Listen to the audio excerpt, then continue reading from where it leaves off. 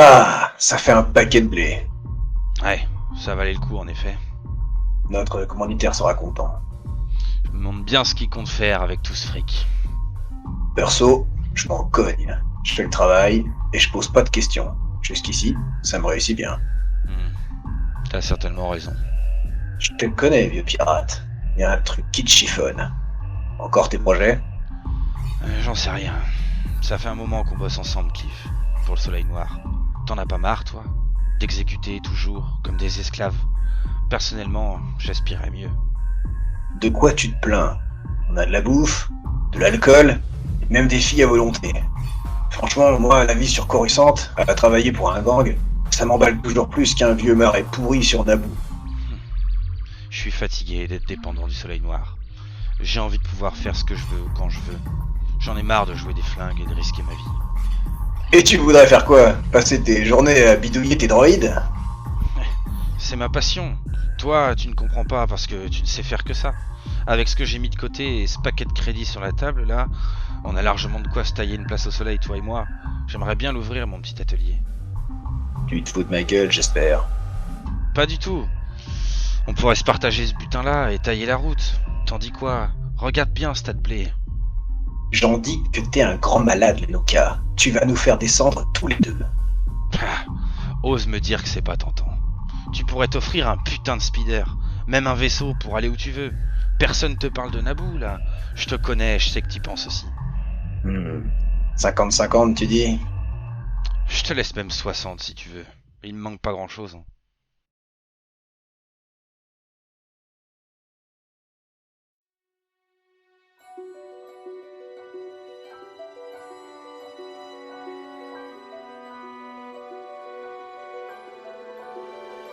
Natif de la planète Farfine, Lenoka est un Fargoul qui a passé la majeure partie de sa vie sur Coruscant.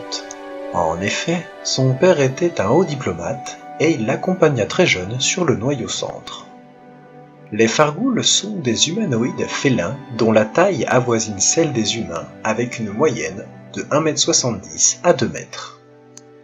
Leur corps est recouvert d'une fine fourrure brune ou noire et leur tête laisse apparaître un museau proéminent et des oreilles pointues.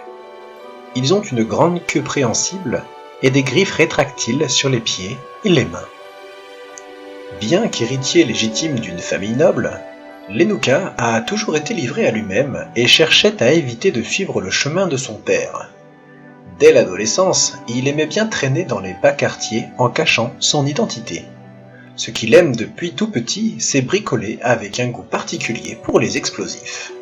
Puis, mauvaise fréquentation obligeant, il se retrouva très vite embrigadé chez les Soleils Noirs, célèbre organisation criminelle. Il fabriqua alors des outils pour détourner des fonds, reprogramma des droïdes de sécurité, développa certaines bombes artisanales dont il a le secret. Toujours un petit boulot de plus, c'était de l'argent facile et il n'était plus dépendant de sa famille. Lorsque ses parents eurent vent de ses activités, ils lui interdirent de fréquenter le gang et ses membres. Mais l'esprit rebelle de Lenoka était déjà bien construit, et il ne put s'empêcher de récidiver. Finalement, sa famille le renia et le déshérita.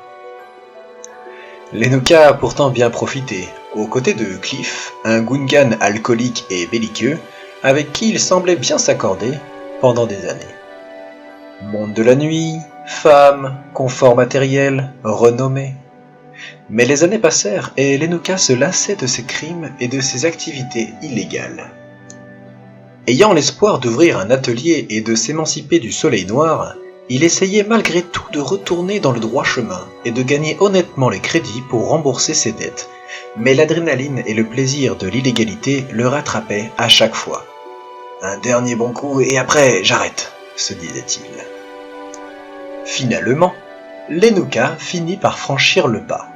Lors d'un transfert de fonds du Soleil Noir à un de ses commanditaires, Lenoka et Cliff décidèrent de garder l'argent et de s'enfuir.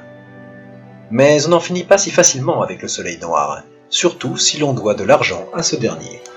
Cliff disparut alors de la circulation, et Lenoka put ouvrir l'atelier de droïdes et de mécanique dont il rêvait depuis longtemps. Plusieurs années passèrent, et Lenoka entra dans une routine et trouva la paix qu'il désirait.